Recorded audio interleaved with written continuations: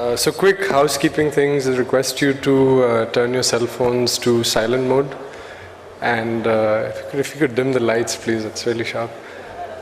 And then also, if you have any questions, let's save it towards the end of the session for our Q&A. So yeah, my name is Arnab Basu. I'm a producer with Disney Interactive's Palo Alto-based games group. And I'm here this afternoon to talk to you about how we set up, grew, and ran the subscriptions program for Gardens of Time. My hope is that I provide you a framework to evaluate whether your free-to-play game or app out there should consider a subscriptions program. And then separately, also give you a few tips and tricks on how we went about doing it to see if that's helpful for you. Okay.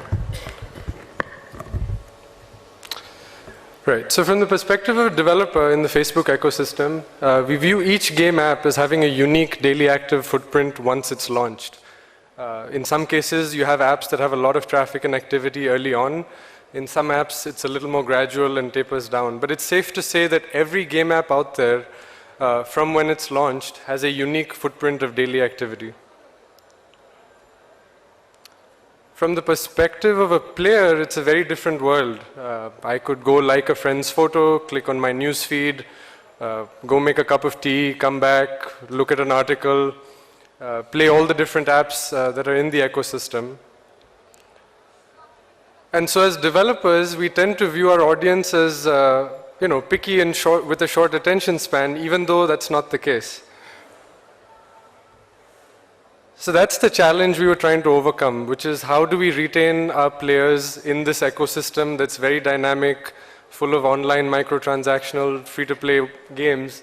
How do we retain them for the long term, whether it's on a per session basis, per day basis, per week basis, or on a per month basis. Playdom at the time had rolled out a subscriptions program for a couple of its previous games. And we wanted to see what would happen if we would bring it to Gardens of Time. This is in 2011, just for timeline perspective. So this here is the page you would go to if you were interested in subscribing to the Inner Circle program for Gardens of Time. The subscriptions program has been live for about 2 years at this point. The game has been live for about 2.5. We have about 48,000 subscribers in our game. And roughly a quarter of our payers are subscribers. So I know we said that we're going to talk about this evaluation framework, but before I do that, I want to get a sense of the makeup of our audience today. How many product managers and producers do we have? If you could please raise your hands up. Great. How about game designers, user interaction, user interface folks? Can we dim the lights, please? I can't really see the audience. Okay, and how about studio heads, executives, business development folk? Great. So the evaluation framework is centered around your app or product's core game loop. There's many different ways to look at what your core game loop is, and I'll go through the details in just a bit. But from our perspective, once a game is out live in the ecosystem, the core game loop is something that doesn't change significantly over time. So you might have edits, updates, bifurcations to your core game loop once your game is out there and users are playing it. But for the most part, in terms of what players are coming back to consume, day over day, week over week, some of that will already be in place. If you're able to identify that early on, you can then start to match it to your players' long-term value. So you want to make sure that the content you're providing your players is something that they don't consume too fast, because once they're done, they're never going to come back. Neither do you want to set it up in a way where you've set them up for such a large goal that they'll never be able to achieve it. So you want to balance these two aspects of your core game loop to set up a nice, juicy interaction that you can play out over time. Once you have this in place, you can start to upsell this program and advertise it to your player audience. So you'll probably have thousands of players in the game who may not know that this kind of a service is actually offered. And so you build this community by converting people into subscribers. And then once you do that, these are players that have cast their long-term vote on your game. So you can shower them with goodies, make them feel special, given that this is a premium high-quality subscriptions experience.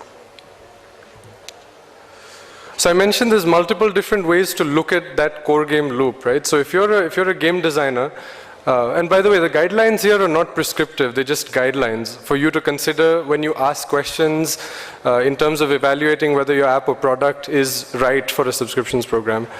So from a game design perspective, you want to know what contextual actions your players are making.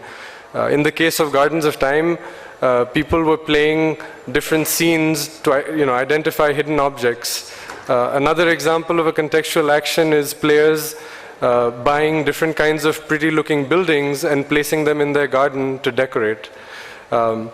These kinds of actions then lead to a plot progression. So if I'm a player who's played a certain game for 5 hours, what is there in the game for me to continue playing it for 10 more or 15 more?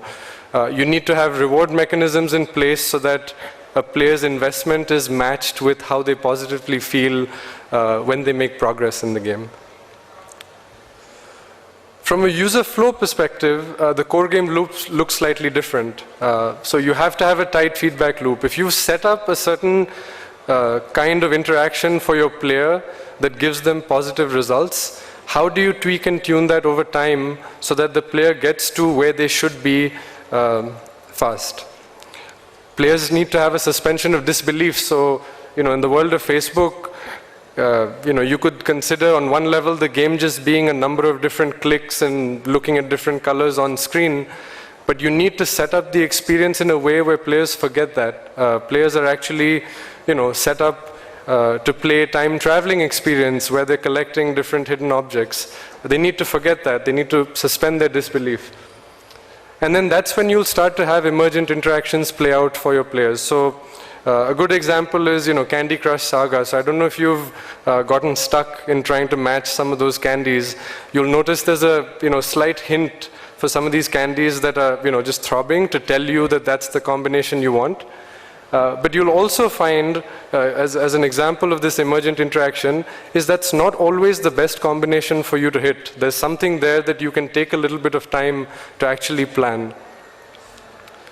And then, of course, from a business perspective, you want to find out what your players are spending on. So that core game loop earlier that talked about exclusive content, what are people consuming, why are they consuming, when are they consuming?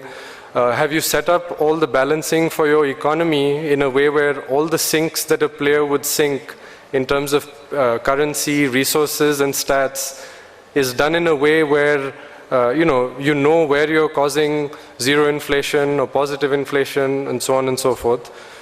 And then, of course, the development cost. How much does it take for you to put out certain features out there in the game? What kind of content pipelines have you set up to allow a weekly or bi-weekly cadence of putting out new, fresh experiences for your players? So let's take all these lenses and apply them to the core loop for Gardens of Time. So there's a lot going on. I think for the sake of this discussion, I want to focus on scenes and buildings. Scenes were locations that players went to identify hidden objects that was available in the game. And buildings were these pretty looking decorations that people bought or upgraded and placed in their garden. Everything that you see around those two core pieces, stats, currency, resources, were just a way for developers to keep track of what the player's appetite was for consuming those two central pieces of content. So just reminder, players were coming to Gardens of Time to consume scenes and buildings, and they had a number of different resources and currencies to consume that. So when you're looking at your own app or game out there and thinking of, hey, what are the things I should focus on? How can I set it up in a way where a long-term subscriptions program might work? These are the kinds of things you might want to identify for your core game loop. So I put together this montage of scenes and buildings that players in our game have really enjoyed. These were scenes and buildings that were inspired by the South Asian Indian context. But to dig in a little deeper, we had a talented set of engineers, designers, artists, QA folk based out of Disney's Palo Alto, Bangalore, Hyderabad, and Dhaka offices, who were collaborating on setting up these experiences for players in a way that they don't get tired. So what I mean is, our target audience was 30 to 65-year-old women. For this particular audience, you could potentially market any place outside of their home as a place that they would love to try and travel and check out more information about. So we as developers had to look at all the different locations on the planet and find various interesting sceneries, locations, landmarks, and then bring them into our game in a meaningful way. The other interesting aspect of, particularly in the context of, this venue and the fact that we're here at this conference, is while Gardens of Time was primarily targeted to a North American and European audience, we've seen about 30 to 40,000 installs of this game in India and the neighboring countries. To me, that's a sign of this audience maturing to sort of getting to the point where they understand non-simplistic experiences and they can potentially engage with them over time. So that's a great thing. So how did we take what's essentially just a monthly auto-billing system and infuse it into a high-end quality experience over time? These are a set of contact points that we found helpful in terms of referencing that core game loop and overlaying the subscriptions program over time. So the fiction and the narrative of the game was very important. I'll get to some details about that. How we advertise this program to our players. Should they know about it? Should they not know about it? How should they know about it? What's the visual treatment that we would want to provide for this premium high-end experience? Feature inclusion, I'll go through some of these details in just a bit, talks about how we essentially set up this program and ran a service for 2 years. How did we do it without changing the fact that the economy was tuned for a free-to-play app? A traditional subscriptions payment system is just a once-a-month billing. And then, of course, how did this affect things down the road for us? So as I mentioned, Gardens of Time was a time-traveling experience set in a Victorian era where players went to different locations, identified different hidden objects, and then came back to their garden to decorate. While they were doing this, they had these Time Society members. These were characters in the game that came along with players and unfolded the plot, the story. And from a player perspective, this helped suspend that disbelief that I was talking about. So when we wanted to start a subscriptions program into our free-to-play app, the first question we asked was, hey, if I'm a player, will these Time Society members know about this subscription program? That's a valid question. And so what we did is, let me see if I can point out Lulu right there in the center. We took one of our de facto Time Society members and made her an inner circle member. So she had this, her neighbor thumbnail ended up having like this gold sheen. Lulu also happened to be the neighbor of every player in the game. And so suddenly players were getting curious about, hey, like, how come she has a special looking thumbnail? Is that something I could also get as a player? But it wasn't just that, I mentioned our core game audience was 30 to 65-year-old women. We had to make sure that this audience was proud of sharing something that they had in the experience. We didn't want this program to be super flashy or elite. We wanted it to be something that wasn't hierarchical and still indicative of exclusiveness. So we had to ask ourselves deeper questions. Why should we call it the Inner Circle program? Why should the logo be this circular ring that some of these characters would have? Why this premium Prussian blue palette in our game? Those are the kinds of questions that I would encourage you to ask for your game experience as you're setting up something meaningful. So the advertising of this program, a lot of us on the team had various hypotheses. Should we market this program aggressively? Should we just stay low-key and not let them know? And so we ran an A/B test. We put out various versions of visuals and copy to our players over time.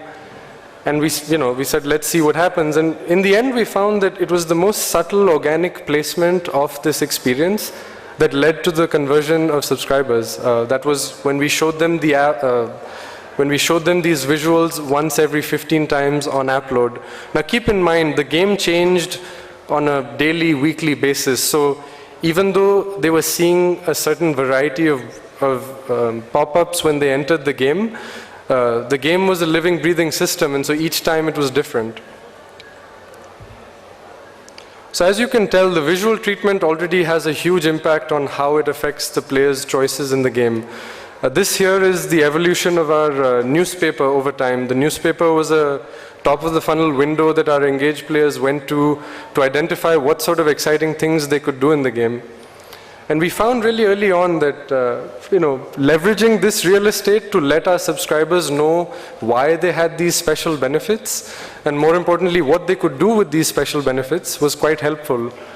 It also helped us market the program to non-subscribers in case they wanted to try out what this program had to offer them.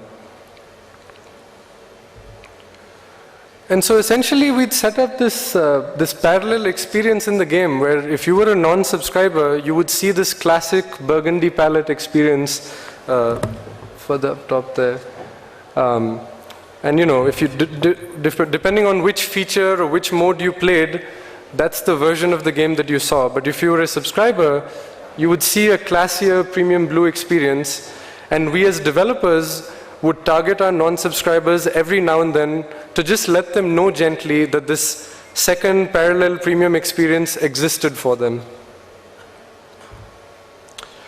We even went to the extent of customizing some of our one-time pop-ups. So this is an example of when we ran a premium sale in our game. You'll notice, in trying to manage that suspension of disbelief, Lulu would show up with golden earrings for the duration of the sale. And obviously we had the functional items in there, which is letting our subscribers know that they could get a better discount if they were to subscribe. And if you were a non-subscriber and you really wanted a better deal in this limited window of 2 or 3 days, you could always convert. So feature inclusion was, I would consider, the meat of the program in terms of how we rolled this out over time. An important point here that I'd like to start out with is, when we launched this program, we were just requesting our players to pay for the month and they would get discounted premium currency. There's a couple of things going on. One was that, we were revisiting our free-to-play game app and looking at the entire code base and rewiring it to provide this parallel subscriptions experience. We wanted to make sure that we don't topple it over for our players who are playing the game live. The benefit of this over time was that if you were a subscriber that signed up with just one benefit, you would start to perceive this program over time as high value at low cost, because we looked at all of those elements in that core game loop and had identified how we could provide it to our subscribers in a meaningful way. So let's look at energy. That was our rechargeable resource in the game that players needed to consume certain kinds of scenes, which was exclusive content. What we did for our subscribers is we gave them a slightly extended energy meter so that they could play a little longer and enjoy the scenes that we were giving them. Gifts, this was, you'll notice, so it doesn't say something specific. It's a very agnostic message. What do gifts mean? We intentionally kept it this way. Our subscribers were getting certain benefits when they hit their billing cycle.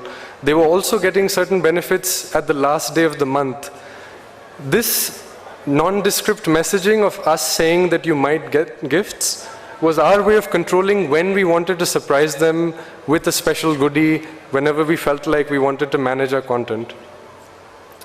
Time crystals was an example of the restricted resource in our game that players needed to play certain kinds of scenes called time crystal chapters, and also to upgrade certain buildings in our game. These crystals were very hard to find, and so we didn't want our subscribers to have a very grindy experience, and so we decided to top off their balance of time crystals by just a little bit more. And then loyalty points is an example of a recent inclusion where we started to see a number of subscribers, but we wanted to incentivize to have them stay subscribed. So we said, hey, if you're a subscriber and you stay subscribed, we're going to give you this accelerated rate of accumulating this resource that you can use in your game to buy certain things. And so as it stands, the program now has 8 different benefits for a subscriber. There's 7 that you see in bullet point format and an icon associated to it on the left. And then there's that big image with a stat associated to it on the right. This was the premium buildings that we were giving our subscribers. It was a free building that we gave them each month. And you'll notice this was that second component of the core game loop in terms of exclusive content that our players enjoyed. A lot of our engaged players placed a huge premium on aesthetics. When they decorated their gardens, they wanted to make sure that they were decorating the best gardens they could, because when their neighbors came to see their gardens, they were proud of sharing how beautiful their garden looked. So we had to make sure that the free buildings we were giving them once a month were one of the best looking and most visually stunning in the entire game experience. Of course, we made sure that the stats associated to this building were commensurate to how it also looked. We gave our members early access to certain scenes and content. So this here is an example of if you're a subscriber, you get to play certain scenes for a couple of days before it opens out to the rest of the community. In the US, the closest analogy is a wine club members exclusive, where if you're a member, you get to taste the wine before the rest of the population might get to. And this doesn't limit the non-subscriber. The non-subscriber does have a choice. If they really wanted this content early on and didn't want to wait, they could subscribe, or they just wait a couple of days and come back when it's open to the full audience.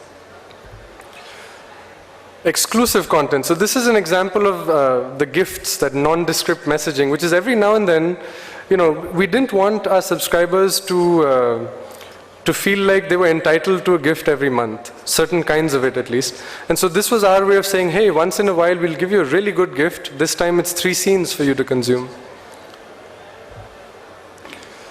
And then we went to the extent of making full-blown features for our subscribers. So in the holiday season last year, we wanted to celebrate the first anniversary of our subscription program.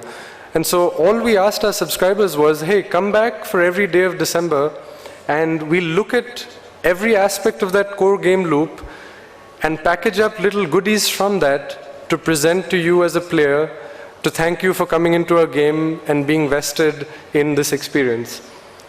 This worked out pretty well. So essentially what happened is every time we were